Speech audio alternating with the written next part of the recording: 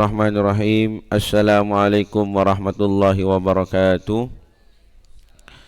Hamidalillah wa musalliyan wa musalliman ala sayyidina wa habibina wa qudwatina Muhammad ibn Abdullah wa ala alihi wa sahbihi wa mawalah.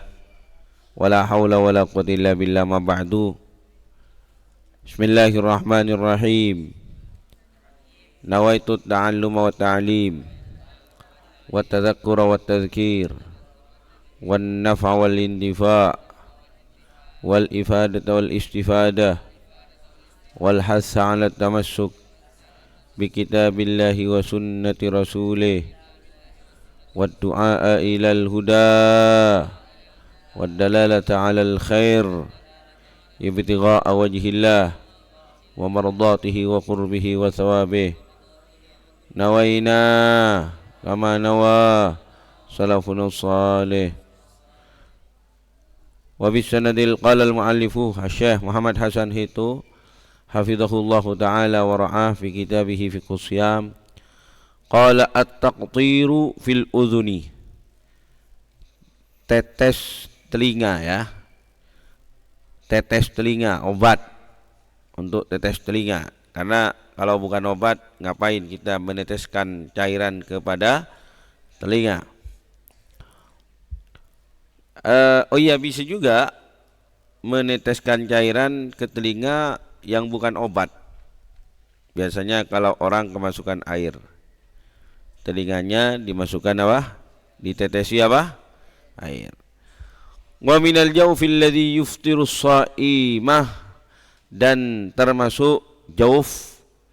Jauf itu rongga ya, sesuatu yang ada di dalam tubuh lalu ada ruangan yang namanya jauf, yang membuat berbuka kepada orang yang berpuasa biusulil aini ilaihi, dengan sampainya zat kepadanya. Al-udhunuh adalah telinga. Ayo ya Hashim, al-udhunuh madza mahalluhu minal i'rab?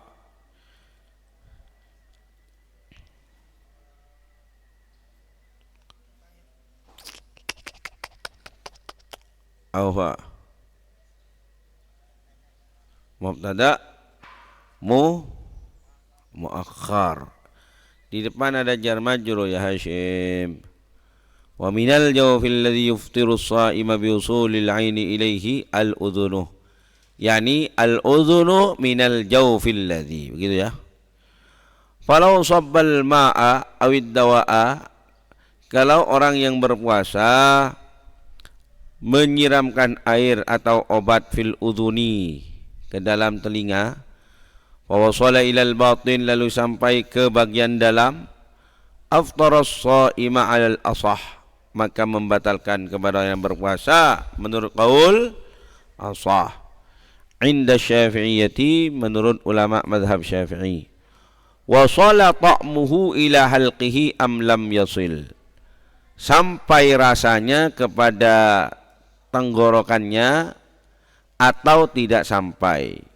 Wa bihadza qala Abu Hanifah wa Ahmad bin Hanbal, dengan pendapat ini berpendapat siapa? Imam Abu Hanifah dan Imam Ahmad bin Hanbal. Wa qala Malikun wal Auza'i, berkata Imam Malik dan Al-Imam Al-Auza'i, wa Daud dan Imam Daud Al-Zahiri ya. Sebetulnya ya kawan ya, kalau untuk tataran pelaksanaan, pendapatnya Daud Al-Zahiri itu menurut ahli sunnah wal jamaah tidak bisa dipakai, karena enggak mau kias dia. Taib.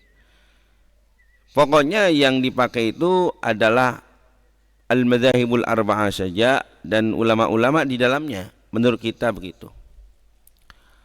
Taib. Karena ini juga penting, kita tanpa mengacu kepada mazhab-mazhab selain mazhab yang empat ini, dan selain ulama dari mazhab yang empat itu sudah cukup. Jadi ente mau cari pendapat apa?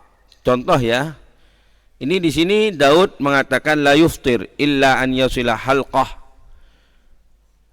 Di sini dikatakan wa qala Malikun, sama dengan pendapatnya Imam Malik. Ini sudah istiqra ya, penelitian dari ulama, enggak ada pendapat dari orang-orang yang semestinya tidak kita ambil pendapatnya kecuali sudah ada dalam mazhab Syafi'i dan Hambali dan Maliki dan Hanafi, mazhab yang 4. Terkecuali pendapat-pendapat yang syadz. Ya, pendapat-pendapat yang syadz. Misalnya pendapatnya Abul Ula Al-Ma'ari yang mengharamkan menikah, ya tentu tidak ada karena syadz seperti itu ya.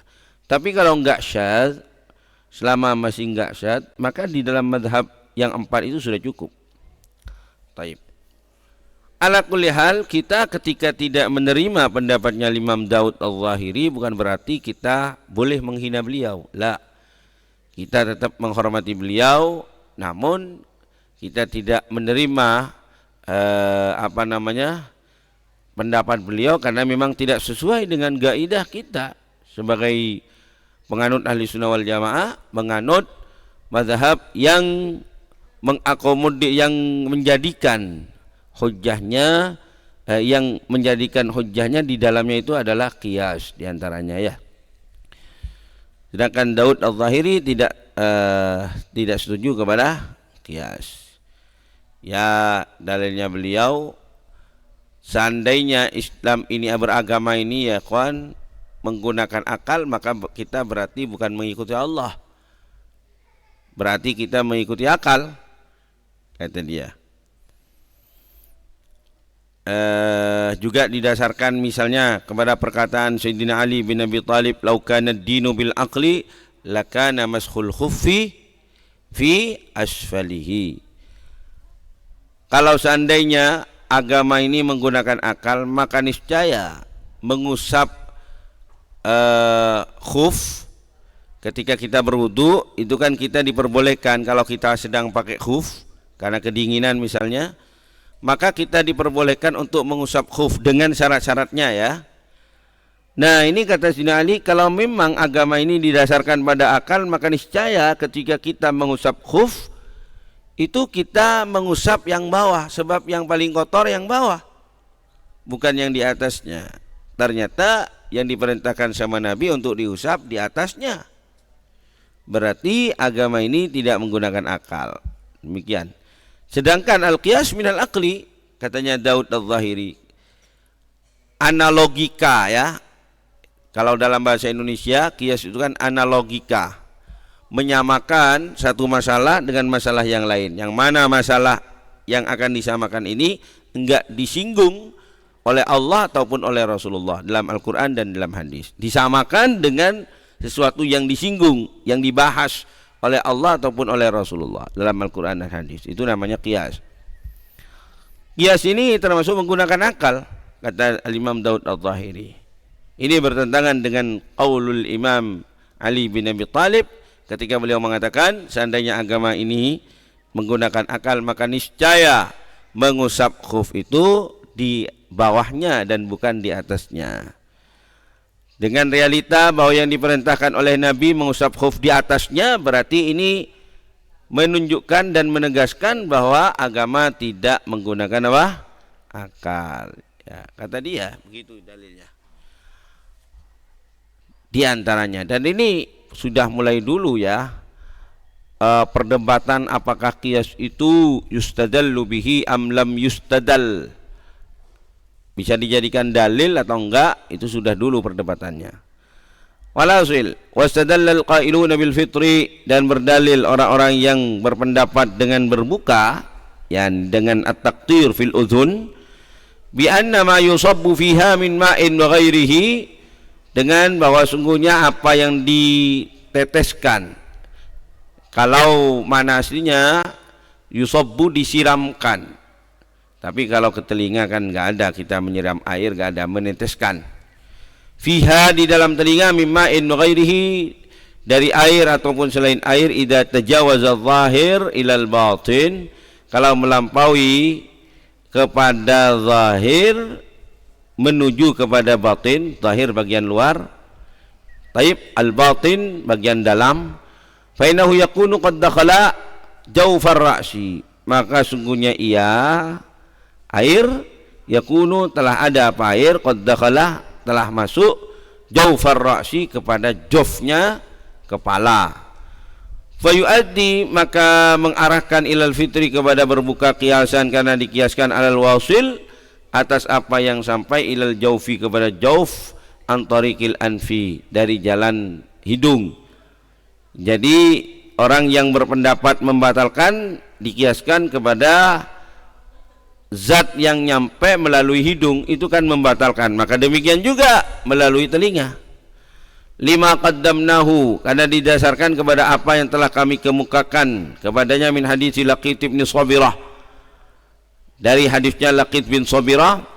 Wa baligh fil istinsyak, Nabi bersabda, dan berlebih-lebihanlah di dalam menghirup air ke hidung, illa an takuna sha'iman, kecuali adanya engkau itu berpuasa. Nah, kita kan mengenai masalah masuknya air lewat hidung, itu kan Nabi bersabda, kalau kamu wudu maka baligh fil istinsyak, berlebih-lebihanlah di dalam menghirup air ke hidung. Lalu Nabi meneruskan sabdanya, illa antakuna shaiman, kecuali kalau kamu berpuasa, jangan terlalu berlebih-lebihan. Nah, apa kata para ulama? Ini menunjukkan bahwa memasukkan zat ke hidung itu termasuk menghirupkan air ke hidung, memasukkan air ke hidung bisa membatalkan puasa. Buktinya Nabi mengatakan kecuali kalau kamu puasa. Kalau seandainya tidak membatalkan puasa, maka niscaya sabda Nabi ini nggak ada gunanya. Apa gunanya kita kaji Nabi Muhammad adabu illa antakuna shaiman, kalau seandainya masuk zat dari hidung itu nggak masalah. Taib. Nah, kemudian masuknya air ataupun zat yang lain dari telinga dikiaskan kepada masuknya zat lewat apa?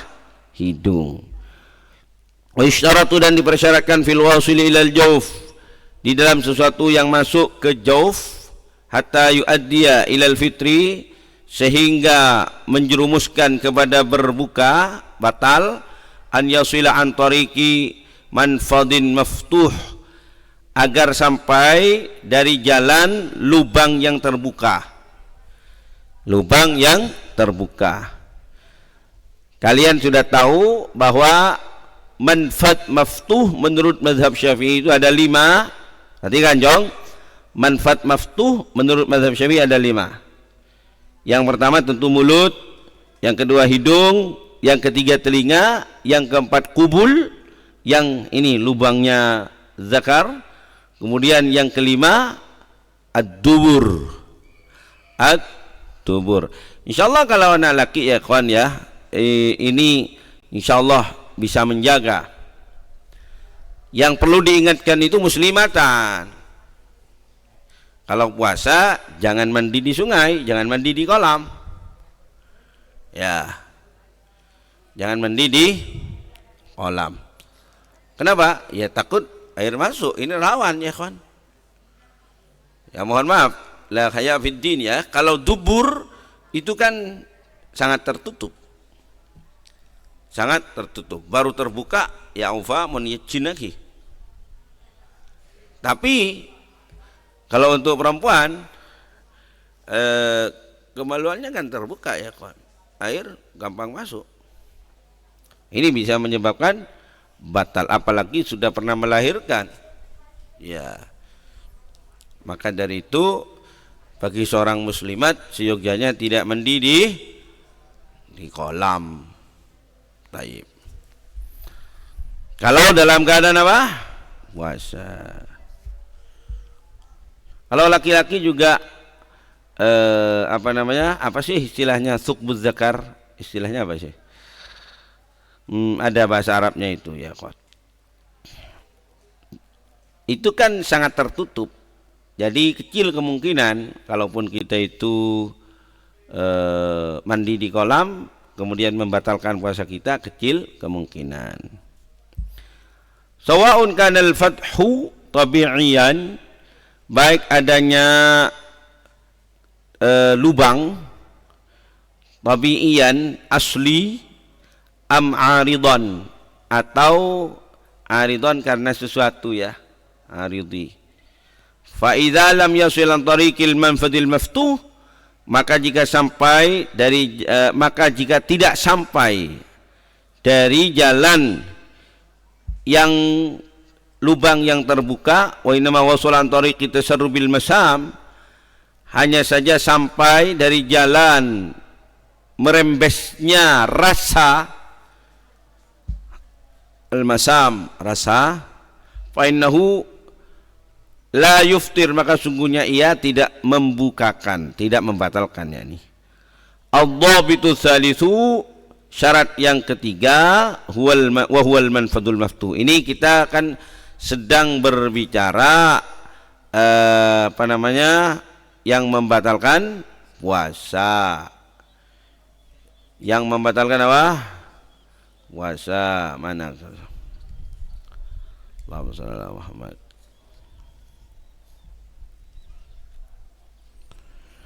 Jadi kita sedang membicarakan yang membatalkan puasa. Ini apa ini? Al-mufattirat.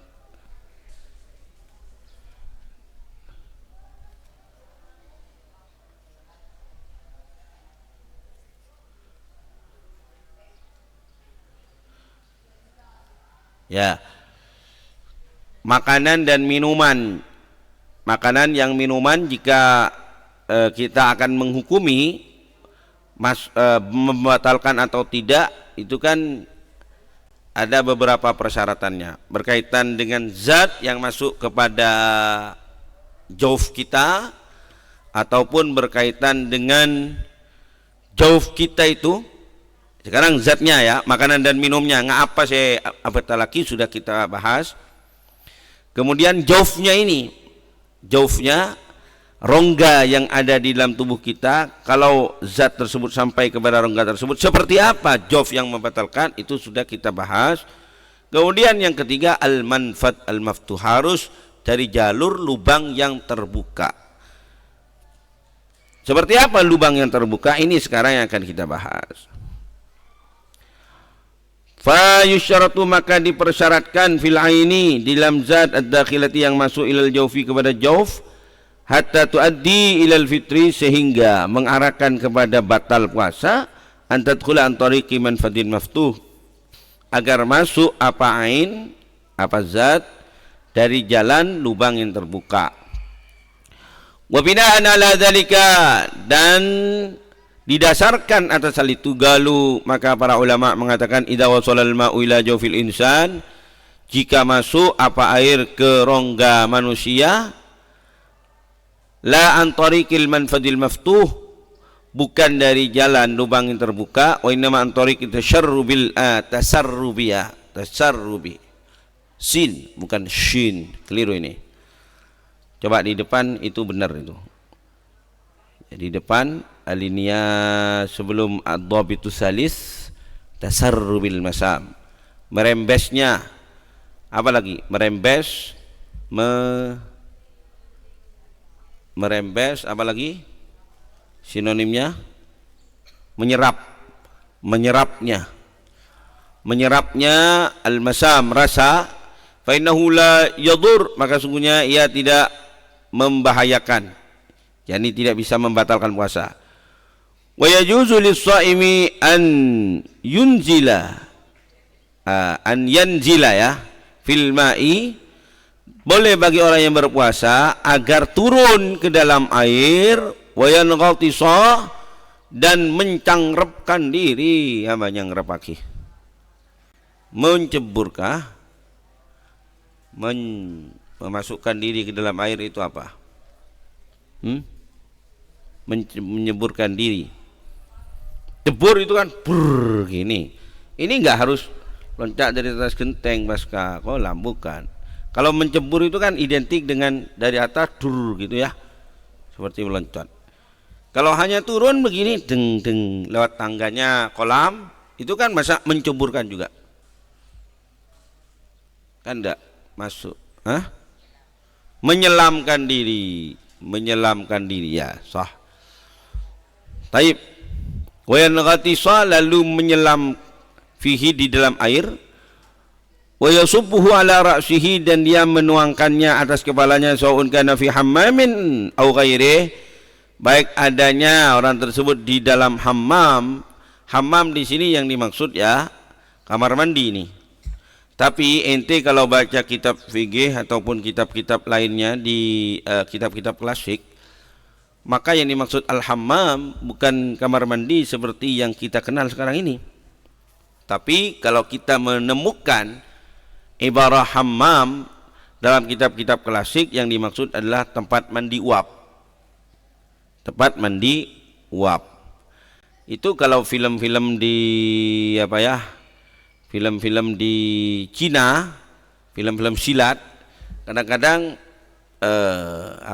siapa tokohnya, Jet Li atau Jackie Chan itu biasanya masuk ke dalam sauna ya. Nah seperti itu kira-kira hammam. Makanya jangan heran kalau ente menemukan ibarah di kitab-kitab kuno dikatakan wa yajuzu qiraatul Qur'an fil hammam.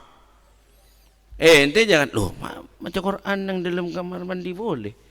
Lala, bukan al-hammam seperti yang kita kenal al-ma'ruf al-an, walakin al-hammam al-qadim. Itu ya, yang tidak dijadikan tempat buang hajat kecil ataupun besar dan tidak dijadikan mandi, hanya dijadikan mandi uap saja. Tapi kalau di ibarah ini kana fi hammamin au ghairih, ini maksudnya adalah kamar mandi seperti yang kita kenal saat ini. Wa sawaun akana, ini tolong diterangkan itu biar enggak lupa. Hammam di sini yang dimaksud adalah kamar mandi biasa yang ada WC-nya, yang ada tempat kencingnya. Taib. Adapun kalau kita menemukan kalimat al-hammam di kitab-kitab klasik, maka yang dimaksud adalah tempat mandi uap. Itu tolong diterangkan. Ditulis. Wa sawa'un kana muhtajan li hadza am la. Dan baik adanya ia dalam keadaan butuh kepada ini atau tidak. Jadi butuh dia menyelamkan dirinya atau menyiramkan dirinya dengan air ataupun enggak. Walau ahassa, meskipun ia merasakan biburudatin dengan dingin fi jaufihi, di dalam jaufnya. Wadzalika, dan hal itu lima rawahu Malikun, karena didasarkan kepada hadis yang diriwayatkan oleh Imam Malik fil Muwatta, dalam Muwatta. Ada khut minni al faidah ya kawan. Di zamannya Al-Imam Malik itu kesir muwatta'at. Jadi Muwatta itu bukan hanya karyanya Imam Malik. Muwatta itu merupakan Allahumma sholli ala Muhammad,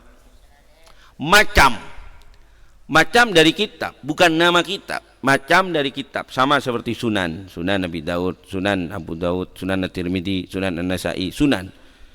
Muwatta juga bagian dari macam kitab, bukan nama kitab.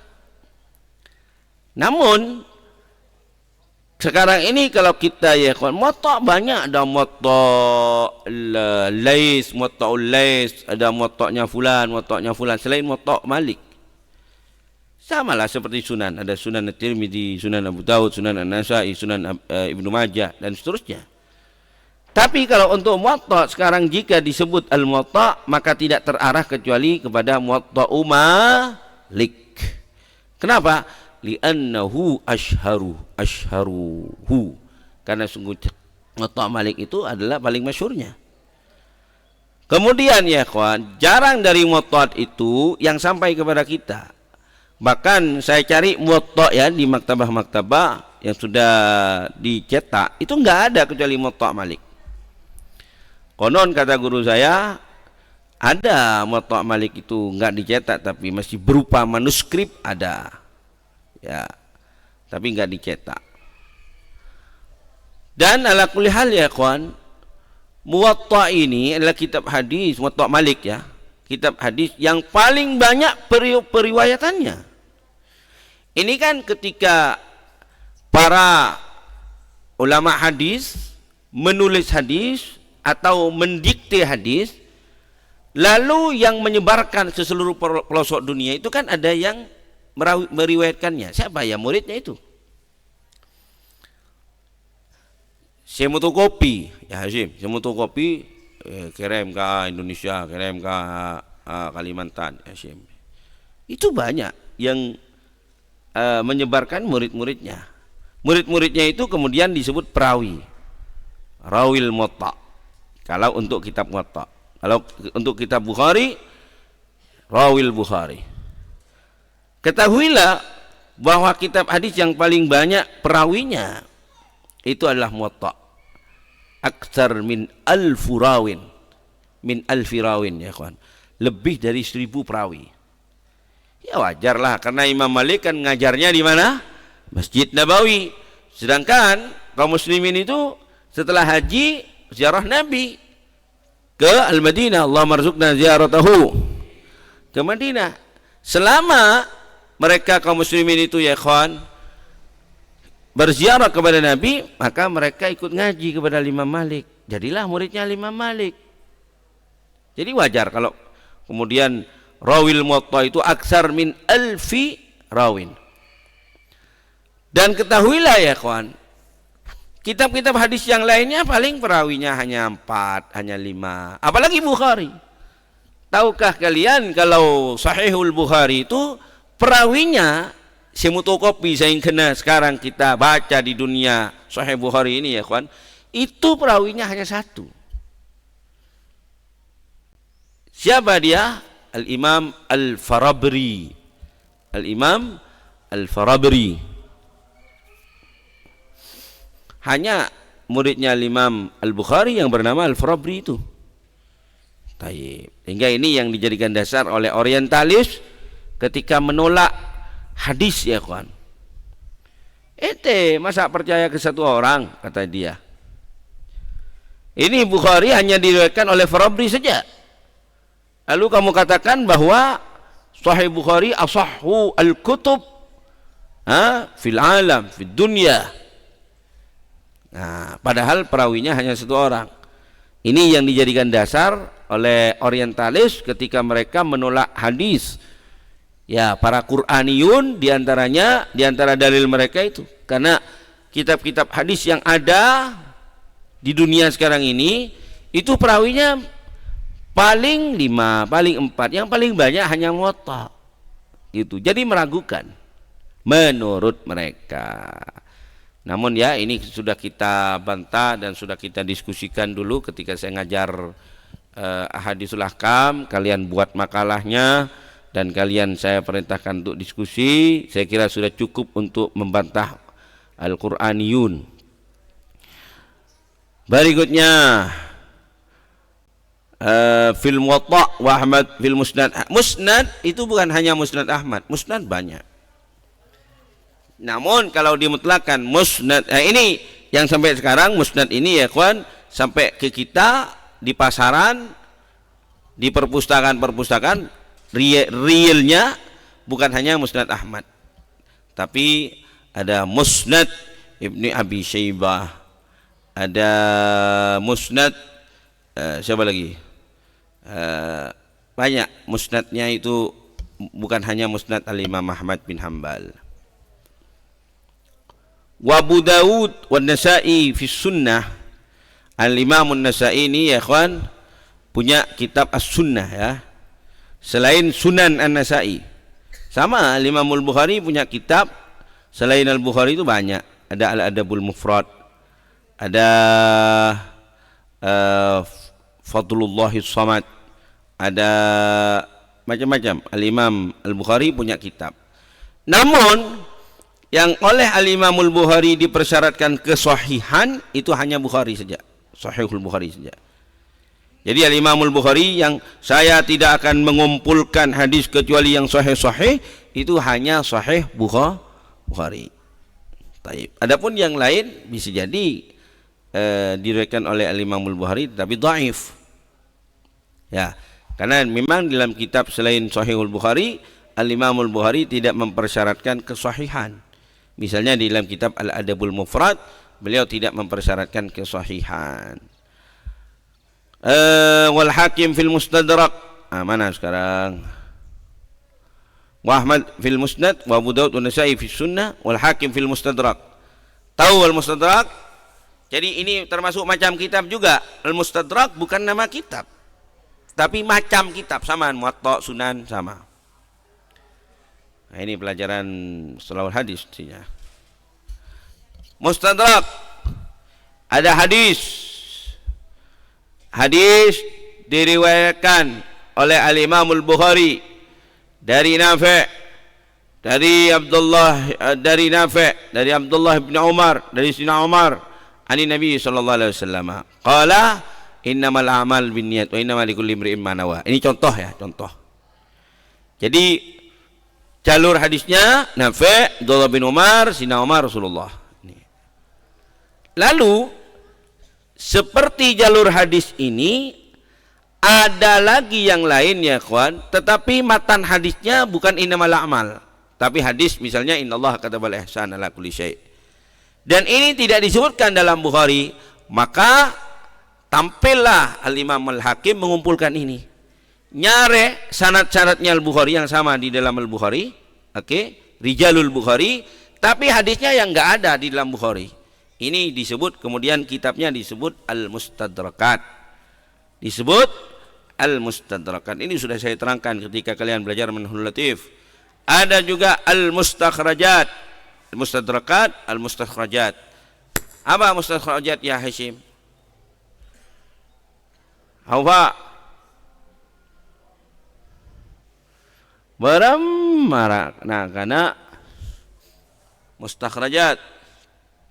Kalau Mustadrak, jadi rijalnya, sanadnya itu yang sama dengan kitab asal. Nah, Mustadrak itu khidmah kepada suatu kitab, dong. Misalnya Mustadraknya Al-Imam Al-Hakim ini berkhidmah kepada Sahih Bukhari dan Sahih Muslim. Al-Imam Al-Hakim dia itu ngambil perawi-perawi yang sama seperti di Bukhari, perawi-perawi yang sama seperti di Muslim, namun hadisnya enggak ada di Bukhari Muslim. Jadi berkhidmah kepada Sahihul Bukhari dan berkhidmah kepada Sahihu Muslim. Ada lagi Al-Mustakhrajat. Apa? Kalau Mustakhrajat ini kebalikannya Mustadrak. Kalau Mustadrak hadisnya yang beda, rijalnya sama. Kalau Mustakhraj hadisnya sama, rijalnya beda. Jadi Sahibul Mustakhrajat ya kawan, mencari jalur yang lain dari hadis yang sudah ada di dalam Sahih Bukhari kalau berkhidmah kepada Bukhari, di dalam Sahih Muslim kalau berkhidmah kepada Sahih Muslim. Jadi misalnya di dalam Sahih Bukhari ada hadis innamal a'mal binniyat, jalurnya dari Nafi', dari Abdullah bin Umar, dari Sina Umar, dari Nabi, jalurnya innamal a'mal binniyat. Lalu kemudian Sahibul Mustakhrajat ini cari hadis innamal a'mal binniyat tapi dari jalur yang lain. Dikumpulkanlah jalur-jalur yang lain itu, rijal-rijal yang lain, namun hadisnya sama. Kita apa bahasa nyamai mustakhrajat. Mustakhraj jamaknya adalah mustakhrajat. Dan coba kalian perhatikan ya kawan, Mustadrak ala Sahihain itu bukan hanya Mustadrak lil Hakim, bukan hanya Mustadrak karya Imam Al-Hakim, banyak Mustadrakat itu banyak. Namun yang terkenal di pasaran sekarang ini Al-Imam Al-Hakim, li'annahu, kata guru saya, li'annahu asahuha, paling sahih, paling bagus. Ya, itu Mustadraknya Al-Imam Al-Hakim. Maka sekarang ketika kita menyebutkan Mustadrak, maka tidak terarah kecuali kepada Mustadrakul Hakim. Paham dong? Baik. Wa illa hunaka mustadrakat ya kawan. Selain Mustadraknya Al-Imam Al-Hakim banyak mustadrak. Ini bagaimana supaya kamu tahu bagaimana qimahnya Imamul Bukhari, Sahihul Bukhari dan Sahih Muslim. Jadi yang berkhidmah untuk mencari hadis yang lain dari sanad yang sudah disebutkan oleh Imamul Bukhari saja itu banyak.